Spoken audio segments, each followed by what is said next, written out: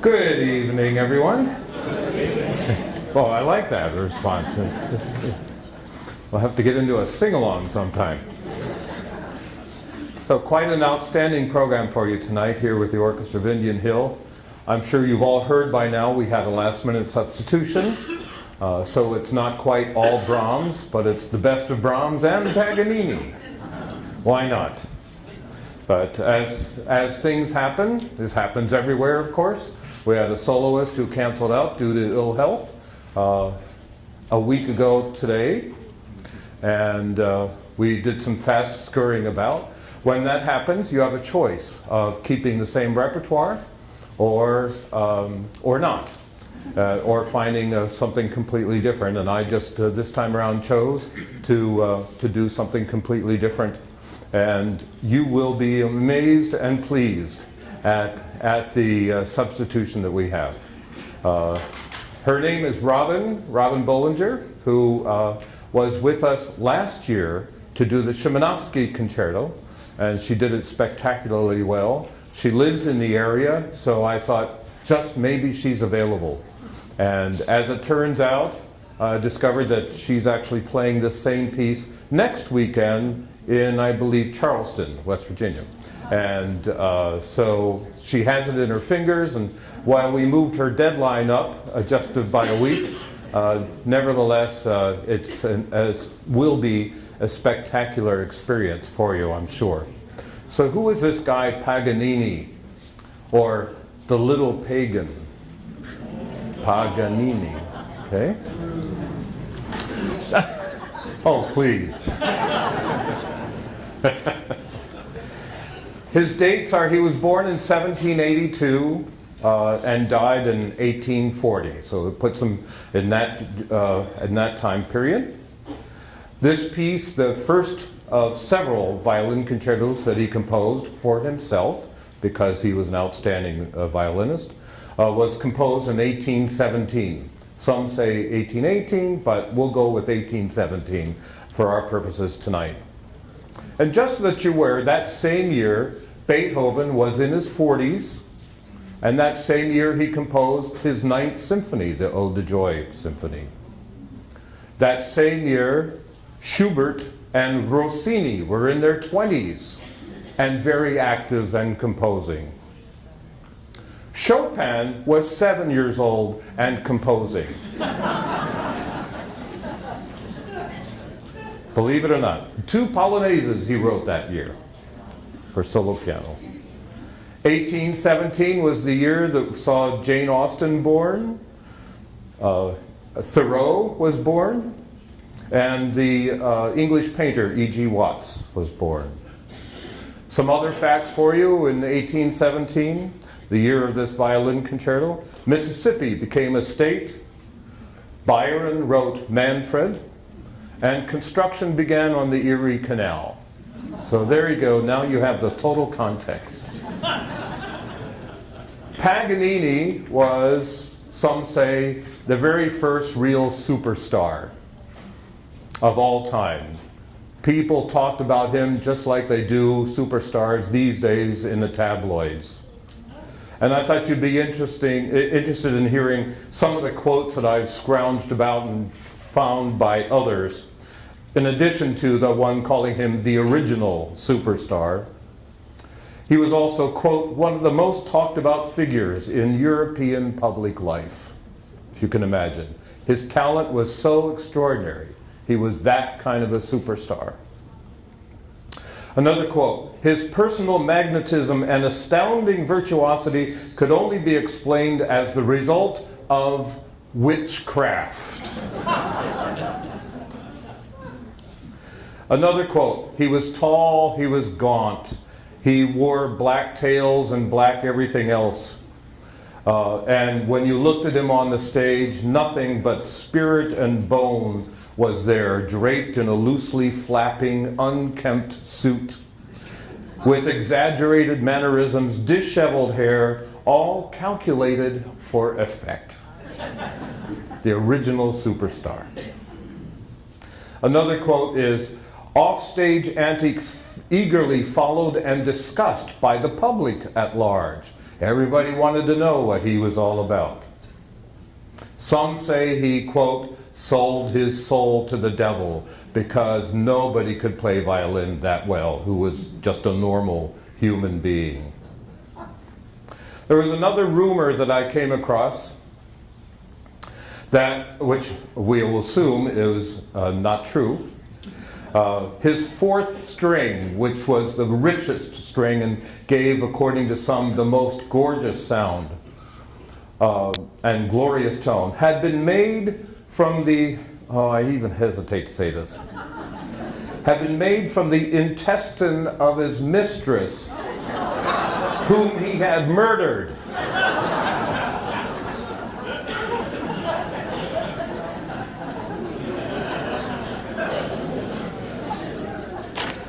Do we hear anything different these days about our superstars? Additionally, there's some quotes by other composers. Berlioz, who heard him, said he was a genius. He was a titan among the giants. Schubert, who also heard him live, said his playing was like the singing of an angel, especially in the second movement of this concerto. Liszt himself called Paganini a miracle. As a matter of fact, so much so, he was so fond and so impressed by what and who Paganini was, he himself called himself the Paganini of the piano. The little pagan of the piano. And the German poet Rellstab said that he'd never heard anyone weep like that in his life, musically speaking. Actually, his whole sentence, his whole quote, is the adagio of this concerto, which is the slow middle movement, according to this Rellstab, of this concerto is so simple that a student could play it without difficulty, which is true. It is a simple, melancholy air. Never in my life have I heard such weeping. It was as if the lacerated heart of this suffering mortal had been turned over in his breast and were pouring out its agonies to us. I had never known that there existed such tones in music.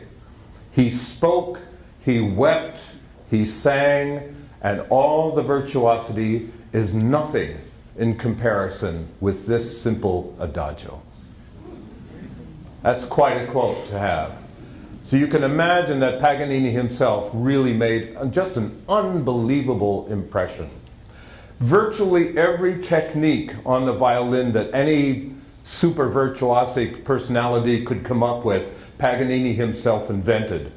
And I think he's put them all into this particular concerto. It truly is an amazing piece, an amazing display for virtuosic talent such as Robin Bollinger's. So that's the cue. Oh, Robin!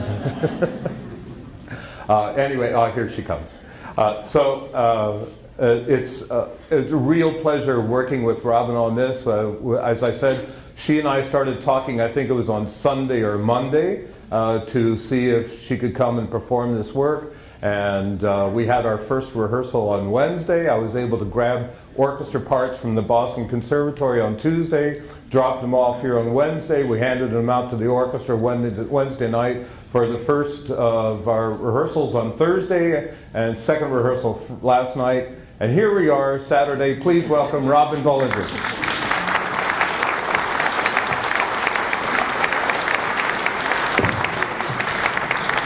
Hi.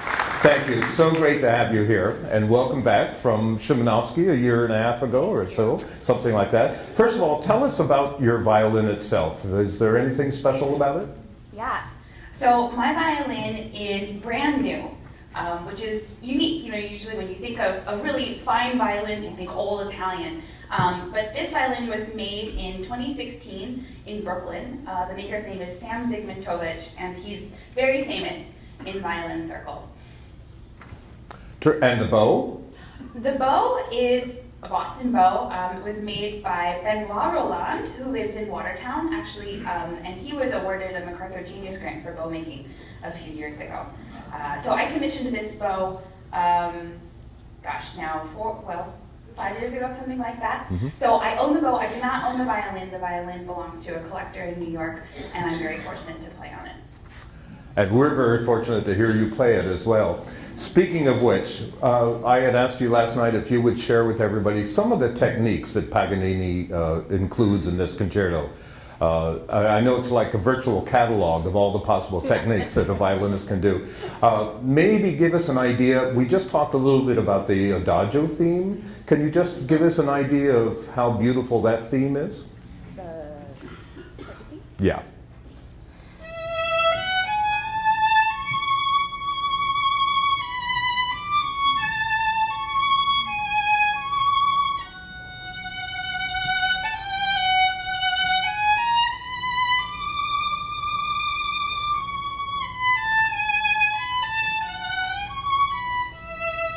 Wow, isn't that beautiful? Makes us weep, doesn't it? Okay, so that's hardly a pyrotechnique. Show us something. What would you like to demonstrate first? Well, we have a couple options. Yeah. So there's lots of double stops in this piece, and that means that there's two notes happening at the same time. A lot of thirds, a lot of octaves, and a lot of tenths. So maybe I'll show you. Yeah, let's do a simple demonstration of the thirds, first of all. Okay. So what you may not be able to see, but double stop simply means, as she says, two notes at the same time. That means two different strings, two different fingers, in two different places.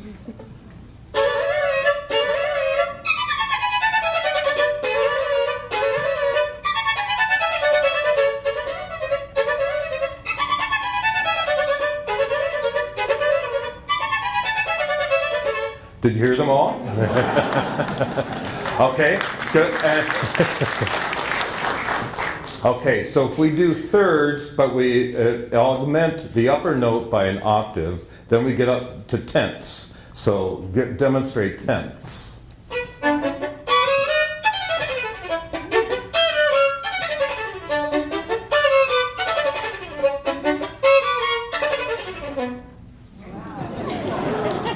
Gets better. Okay, down bow staccatos. I'm cheating and I'm not doing any. Well, just to show it a little bit, right even here in the passage you just played. The jeté, yeah. Right. Yeah. So the jeté is just bouncing the bow, just like basketball. Bouncing the bow, but doing different notes at the same time.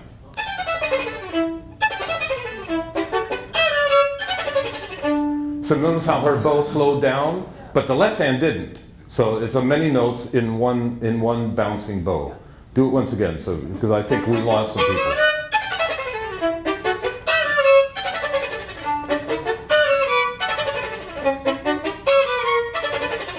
All right.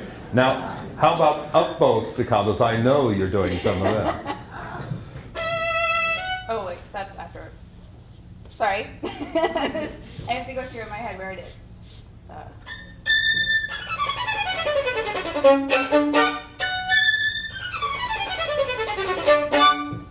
Now, that went by so fast it's hard to catch.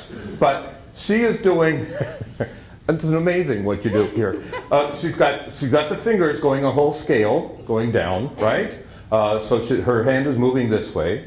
But the bow is going to cleanly delineate each one of those notes, which means there's a stop and a start in that whole sequence of going this way overall. It's impossible to do slow motion, but let's just do it once again. Maybe they can catch. Watch for the up bow, which is when she goes this direction.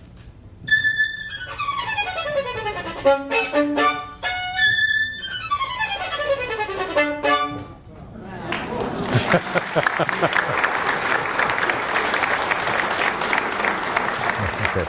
Now let's get into the really difficult territory of harmonics.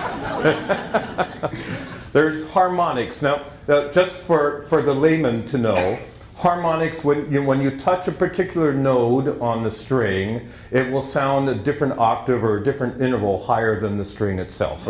But we won't get any more technical than that. But just could we maybe demonstrate the A string and then show the A octave harmonic? So the A string, and she touches the string halfway, the distance halfway, and gets a higher octave. She can divide that length yet again in half and get another higher octave.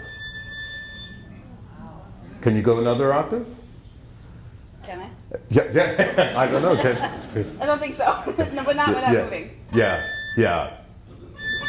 it's pretty difficult. So that's about 3 octaves is about all that you can manage. Okay, so what these composers have come up with, and including Paganini, is they can change the length of the string itself by stopping it with an actual finger on the string, and then they still, with another finger, touch the node to get the artificial, what we call an artificial harmonic. So instead of A, let's play B and then just do an artificial. Yeah. Oh, I see. Yeah. There you go. Did you get the difference? And she can do a whole scale that way, can't you? Did you hear that? Oh, let's do it once again. They were laughing. Those are all that artificial harmonic. And what she has to do is, depending on where her hand is on the finger, the distance between the one finger and the other one is going to change because the length of the string is changing as well. So this is what takes hours and hours and hours of practice, doesn't it? What Paganini even came up with is, do we remember we talked about thirds in the past? Paganini does artificial harmonics in thirds. Sorry.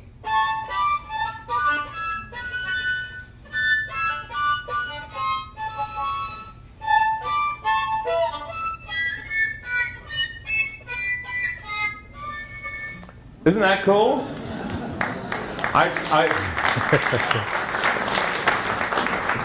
I told Robin after the first rehearsal, because I had asked her before we even got together for rehearsal, I asked her if she had a recording, a favorite recording that I could refer to just to get an idea of what maybe her tempos were and things like that. And she mentioned Itzhak Perlman. So I went to YouTube and I checked out the Perlman recording. And his thirds artificial harmonics were a lot worse than what you just heard. She is so much better, and I told her that in front of the orchestra. So much so, I'm going to have you play it again.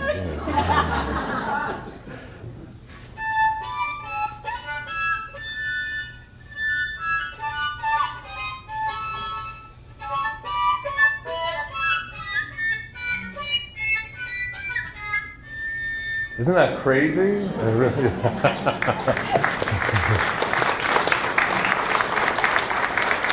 What have we left out? What have we left out? Anything? Maybe an arpeggiation passage, or maybe some of the faster passages, scalar passages? Even like in the last movement, maybe? Or actually, do the beginning of the last movement.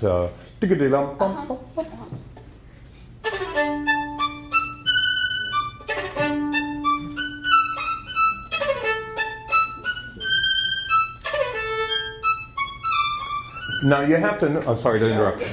Now you have to know, you heard digga-digga-dum, right? 1, 2, 3, 4, 1, bum, bum, bum. And that's all in one bouncing bow. Do you know the kind of control it takes to be able to do that? And how many hours of practice? Digga-digga-dum, bum, bum, bum, bum. Watch it really intently this time. Better get it right. We're going to talk about how hard this is, and then I have to do it.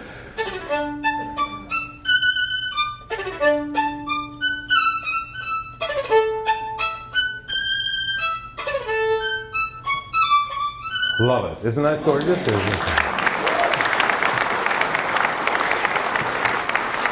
Okay, something like maybe the, I don't know, something difficult.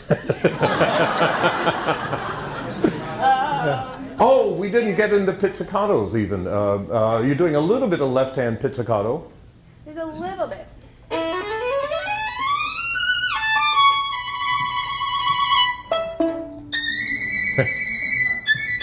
Yeah, did you see that? She one pizz, and then she also pizzicatoed with the left hand, which they can do. Let's do that one more time.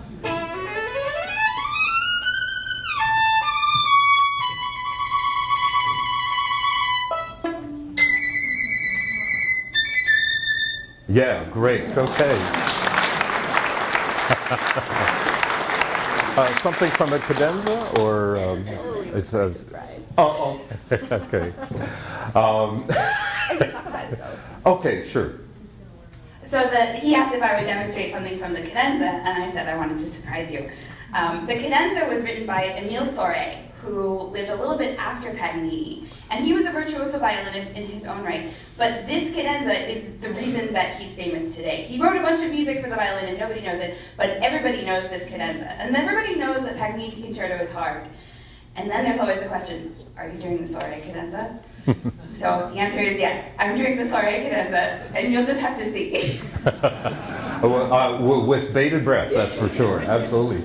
And you agreed to play. So far, everything you've heard are really excerpts from the Paganini concerto that you'll be hearing tonight. But would you like to share some other piece with us? Okay, what would you like to do? I'd be happy to play the Bach E major prelude. Okay, great.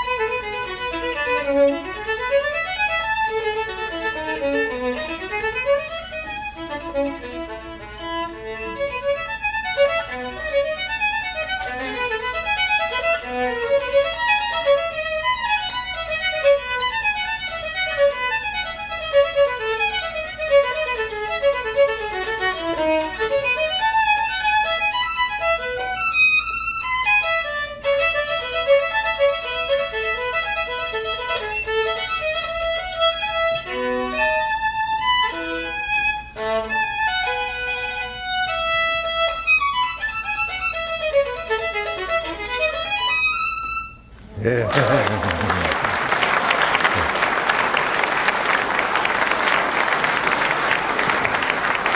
Bravo, Robin. Thank you so much. I'll let you go. Okay, sir. Thank you, Robin Bollinger, ladies and gentlemen.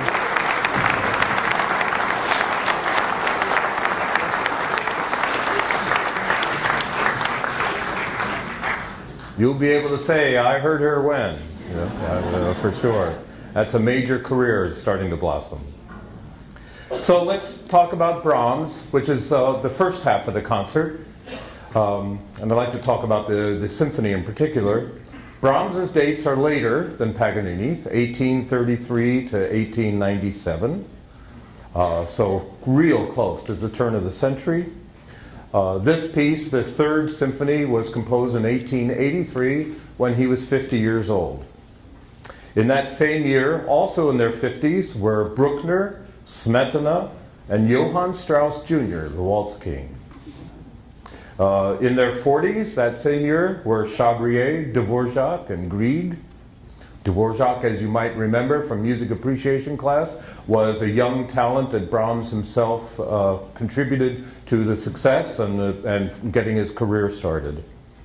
In 1883, Mahler was 23 years old, Debussy was 21 years old. Richard Strauss, the great tone poem composer, was 19, and Stravinsky had just been born the year earlier. In 1883, speaking of born, also saw the year of the births of Mussolini, Kafka, Gropius, and the composer Anton von Webern. Those who died in that year included the artist Manet, the composer Richard Wagner of the Ring Cycle, and Karl Marx. Other things that happened in 1883, the Metropolitan Opera opened for the first time. The first skyscraper in Chicago was built, all of 10 stories. The Orient Express made its first run, and the Brooklyn Bridge was open to traffic. So Brahms, what we always think of with Brahms is that he's basically a contradiction of terms, even within himself. He was a classicist, loved the classics, and yet he was a romanticist at heart. And his music will always show both strains. Classicism honoring the principles that Beethoven composed. Beethoven was always in the shadow of Brahms. Brahms had, like Beethoven was a cloud hanging over him the whole time. How to honor that great tradition that Beethoven had started 100 years earlier.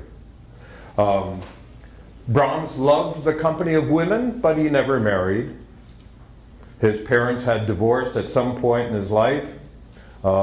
Maybe that's why he needed the company of women, which he found in his early years in particular in various brothels in Vienna, usually playing the piano for everybody's pleasure. He had a close circle of friends, but he never really revealed his innermost feelings to those friends. There was always a facade there on the part of Brahms. And some could argue that even there's a bit of a facade in the music itself.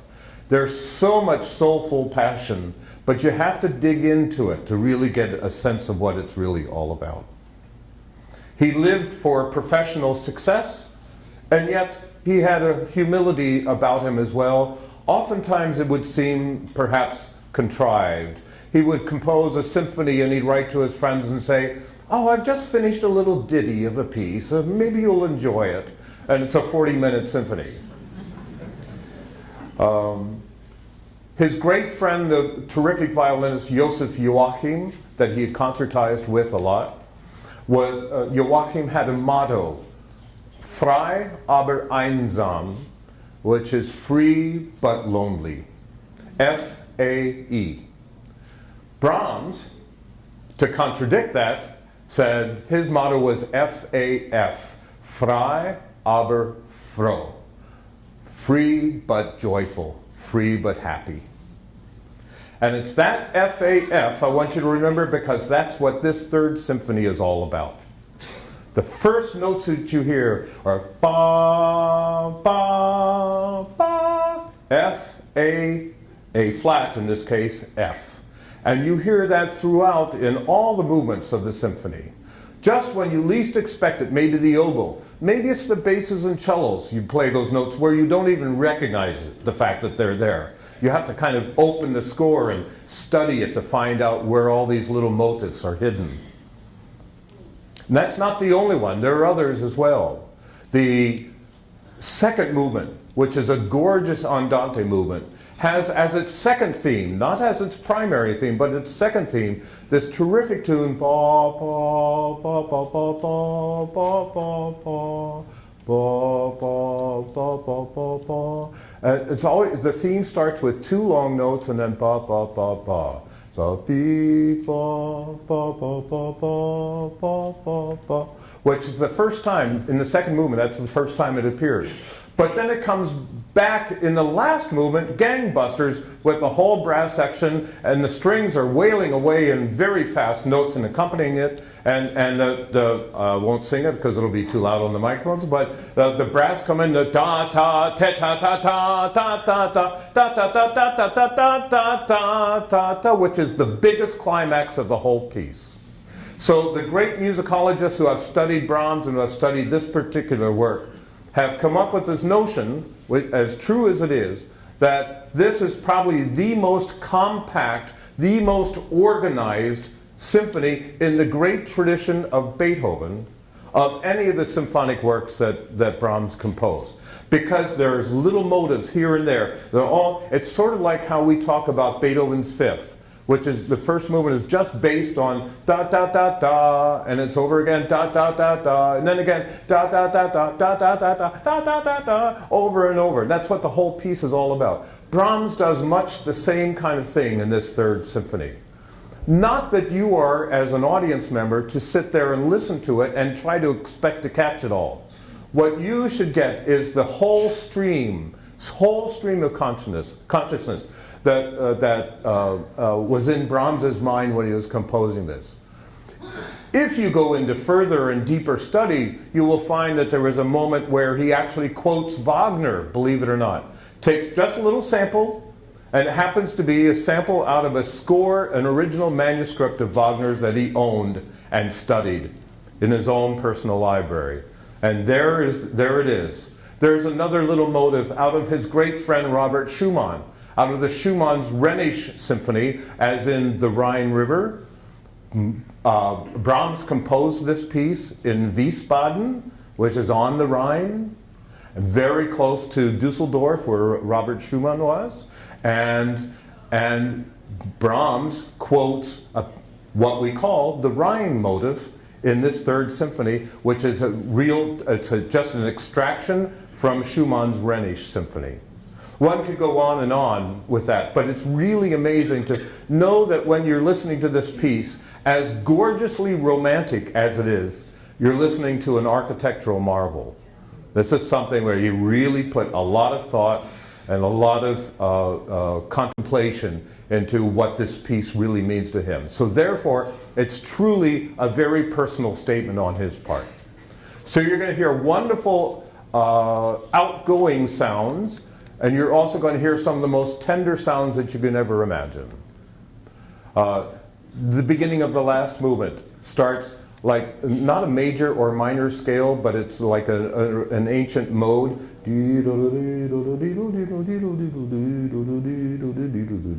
It's really that soft. He says mezza voce to the orchestra, which means half voice, just not but right. And then later on, you'll hear the cellos and basses doing it in full-blown fashion, da da da dee da da da da da da da da da, with everybody else doing all kinds of stuff. There's so many wonderful marvels. I could go on for hours, but I see people giving me the high sign already, so I won't. But do know that this is just an incredible work. And I'll just finish by saying one of the most impressive moments for me in this symphony is how it ends. This is quite possibly, the first ever symphony ever composed that all four movements end quietly. And for me, the most special one is the very last movement. You know, I mentioned that the Rhine motive, which is da da dee da da da dee da da da da da. That's what he stole from Schumann, or borrowed, or whatever you want to call it. And that's the first thing you hear in the beginning of the symphony. And the very last thing you hear at the end of the fourth movement is the violins going die, die, die, die, die, die. die, die, die. It's so incredibly peaceful. It's become my favorite of all of Brahms' symphonies. It's just such an emotional and personal statement to share with all of you. And hopefully you'll get some sense of all of that when we're doing it. And then, just quickly, we're starting the concert on a real up note. 3 Hungarian dances. Brahms composed a lot of Hungarian dances for the piano. The 3 that we're doing for you are the only 3 that he himself orchestrated for orchestra. So numbers 1, 3, and 10. Or it's actually, we're doing 10, 3, and 1 in that order. And it's just a fun way to start the concert before we get into our meat and potatoes of the Symphony Number 3. Thank you all so much for coming, and enjoy.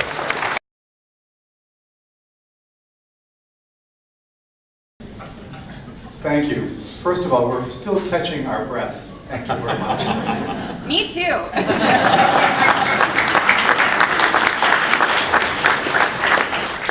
In the third movement, you created a tone that I've never heard out of a violin before. On the flute, we would get something similar by holding on to the lowest octave keys and overblowing. How do you do it on the violin? So those were harmonics. And the short answer is that I press a lower note all the way down and then just lightly touch the string on a higher note. And it makes that sort of overtone kind of butterfly sound.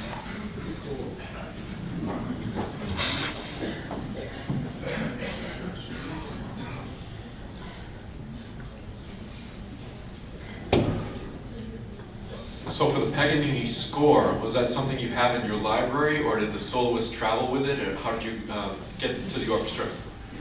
No, we don't have it in our library, and she did not travel with it, but we found it at the Boston Conservatory where I teach.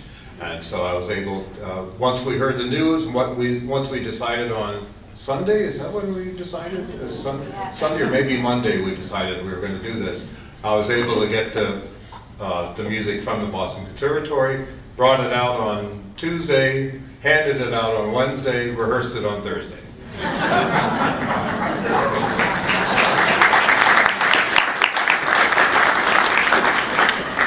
I have to say, that's a testament for our orchestra, by the way.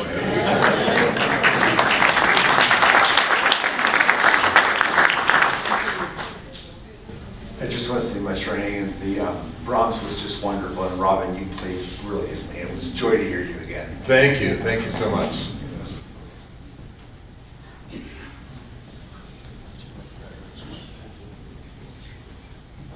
Again, thank you, Robin. That was wonderful, marvelous, actually. I'm wondering, when you play, do you see the music on the score, or do you just memorize everything, or how does it work for you there? Sorry, that's a good question. It sort of depends on the passage. Most often, I'm following my ear. So I was trained with the Suzuki method. Has anyone heard of the Suzuki method? Yeah. Okay. So I learn by ear, and I learn by listening. And so for me, that's my strongest or most reliable skill, is just remembering the melody. So if anything, my fingers are following my ear or my imagination, if that makes any sense.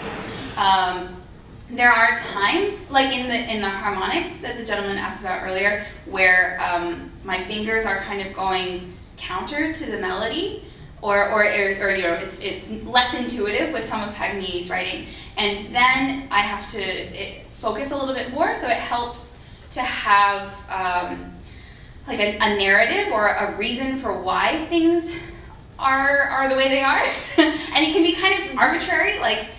It's the first time, so I use my first finger or something. You know, I just come up with my own little pattern, and then that's a way for me to remember it. I used to see the score. There's less of that these days, and especially going back to pieces that I learned as a kid, like I did with this one. It's just in my ear.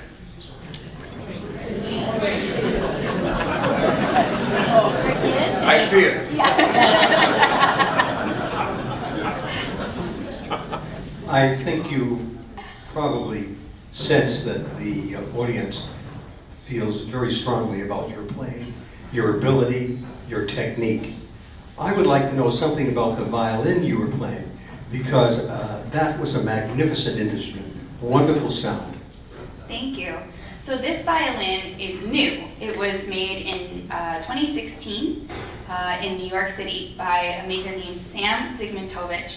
He's a very well-known modern maker, and I'm very lucky to play this violin. I don't own it. I have it on loan from an individual, and I'm very lucky to get to play it. It's unusual to play a new instrument. You know, usually when people think of really great instruments, they think 1600s Italian, right? But I love that this violin has so much power, and because it's so new, the wood is a little bit stiffer, and so there's less variety, or there's less fluctuation day to day. That some of the old instruments are quite temperamental. I mean, certainly with the weather we've had in the last 2 weeks, an old violin would just be going crazy. And playing Paganini, I really have to have materials that I can count on. So it's been really nice to be able to rely on this new instrument. It has such wonderful projection, so I don't have to worry about playing with an orchestra, and I know what I'm going to get all the time. So I feel very lucky to have this instrument. My bow is also really excellent, and people don't talk about bows. They're not as cool as violins, but but I'll tell you what, with a great violin and a not so great bow, you get a not so great sound. So the bow is very much an equal partner. My bow, I can't remember when I commissioned it, but I think it was 5 years ago.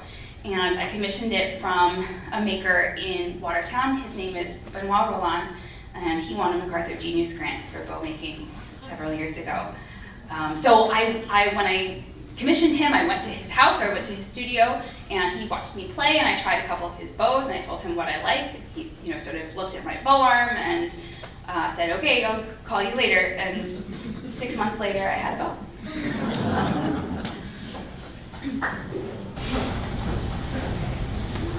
Robin, I would say that was extremely generous of you to play the Bach Prelude for us before the performances, that you gave us an encore before the concert. And it didn't even tire you out. You have amazing stamina and talent, and thank you for a wonderful evening. Thank you.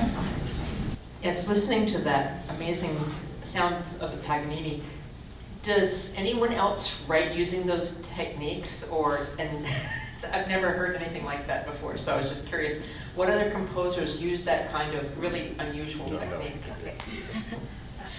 That's a good question. So Paganini definitely furthered violin technique. He took, the standard of what violinists were supposed to be able to do and just brought it up to here. There are other composers who wrote music using those techniques. Certainly Wieniawski comes to mind, or Sarasate, Vuitton. There are lots of these sort of virtuosic, showy violin composers that I'm such a sucker for. that people tend to turn up their noses at, but it's for what it is. I think it's so great. I think also as far as technique goes, lots of maybe more mainstream composers started to incorporate some of these techniques now that they knew that people could. And then even with modern composers, sometimes you'll hear contemporary composers talk about extended technique. And I think that started with Paganini. Certainly the harmonics, the double harmonics that you saw me do in the third movement, that definitely counts as extended technique. So anything that's just outside of the realm of putting the fingers down on the string counts as extended technique. So Paganini was part of a long tradition of pushing the boundaries.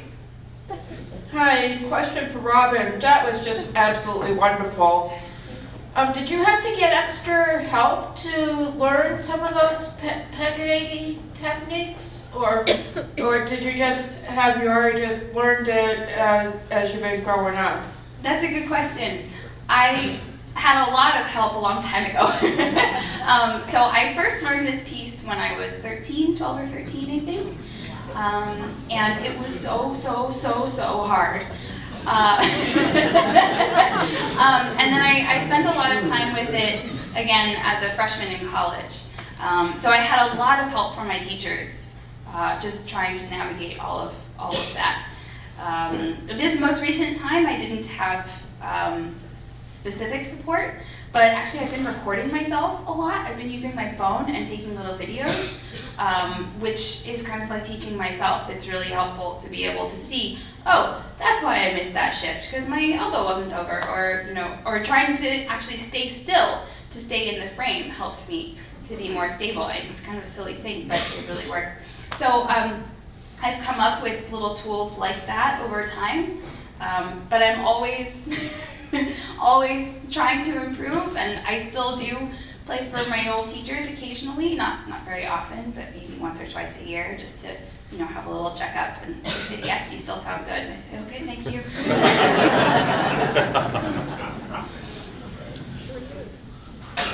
Again, a wonderful performance. How would you rank the cadenza in terms of how difficult it is versus, is it one of your favorites to play, or what is your favorite cadenza to play? And why is it so long? Bruce added, why is it so long? So the cadenza is the most difficult part of the piece, kind of by far. I mean, the whole piece is hard, but yeah, the cadenza is just different. Do I love playing it? It's complicated. I mean, I do, because I might be a little bit of a masochist. But like, it's really fun to be able to do things that are really hard. It feels really good to nail that shift. The wondering if I'm going to nail the shift, not so fun. So I really do love playing this stuff, and my friends, especially in college, were always like, Robin, what is wrong with you? Because I would say, like, I'm going to play Paganini Concerto, and they were like, why are you happy about that? It's like, it's so fun. So it's scary, but it's really gratifying to challenge myself and have to figure out how to rise to it. It is the sort of the traditional cadenza for this piece. There are other cadenzas, but frankly, they're not as good, and they're less of a statement. This is for violinists. This is a kind of measuring stick. This is a bar that, if you're not doing the soiree cadenza, well then really why bother? And as far as the length of it, I actually cut it. There's another like page and a half of just arpeggios that I just didn't want to deal with. Bruce, question for you. What's the major challenge to you and the orchestra with a piece like this? For the Paganini? Or You mean- anything with a major soloist? Yeah.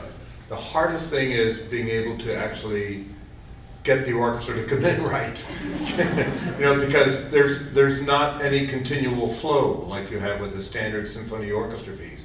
Yeah, boom, and then she does a million gazillion notes, and we go boom again. But that boom has to be exactly on her a millionth, gazillionth, and one note. And so it's really all about, if you don't have her part already memorized, it's about knowing it so well that you know exactly what you can get into her pacing and feel where exactly it's going to fall. And you get a sense of rhythmic understanding as well. It's not so much about learning all the notes, that's not that important. But what is important is the harmonic implications and the rhythmic flow that she establishes. You notice that even places like where she did in the last movement, da-da-da-dum, da-da-da-dum, da-da-da-dum, da-da-da-dum, bum-ba, and then we went back, and it happened several times. And that's not in the music, that's just something she does and any soloist might do. And so, you notice there was a lot of eye contact between us, and that also helps. But most usually, the eye contact for me is really more peripheral, that my eyes are really on her bow, because the bow is going to tell me where the next note's going to happen. And it's much more complicated in a piece like Paganini, where it's just that after page after page after page after page. Compared to, say, a Mozart concerto, you kind of get them started and then you can sit down and enjoy it.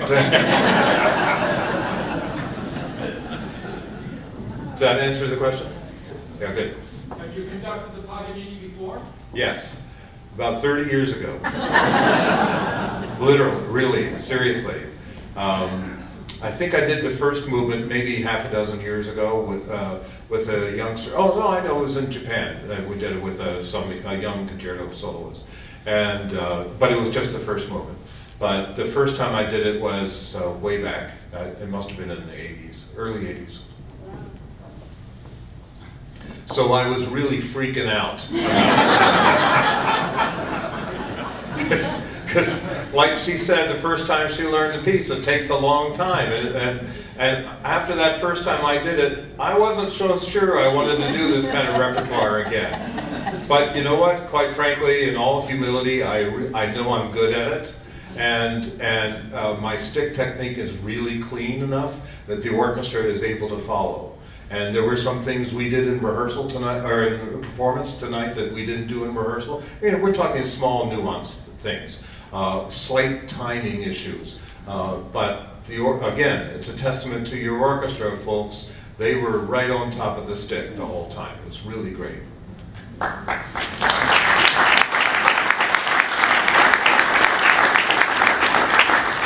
I'm wondering about recuperation. Is there a particular regimen that you follow other than just taking it easy a little while? I mean, how do you come back while still getting ready for the next gig? That's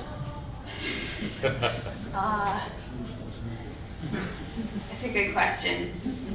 I try to sleep enough and eat right. And, you know. I mean, physically, it sort of depends on the piece. A piece like this, where I'm kind of stretched out now, so I might ice my hand later, or do some heat on my shoulders or something just to kind of bring things down.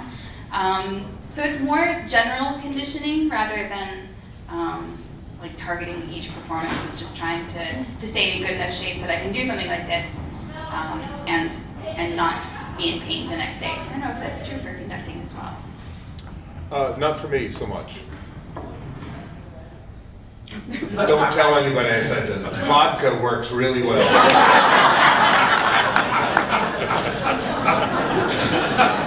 Vodka and a good 24 hours rest.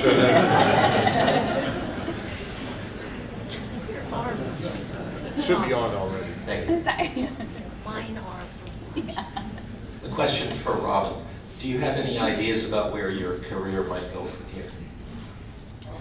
Well, I like doing this. No, I'm very fortunate that I get to do stuff like this on kind of a regular basis now, and it seems that more concerts keep coming. So yeah, I really enjoy playing with orchestras. I play a lot of chamber music. I also have a number of students. So yeah, right now I'm kind of doing a little of this and a little of that, and I have to say it's a lot of fun. It's really rewarding, and I get to meet really great people. We have time for one more question. Are your hands insured? No.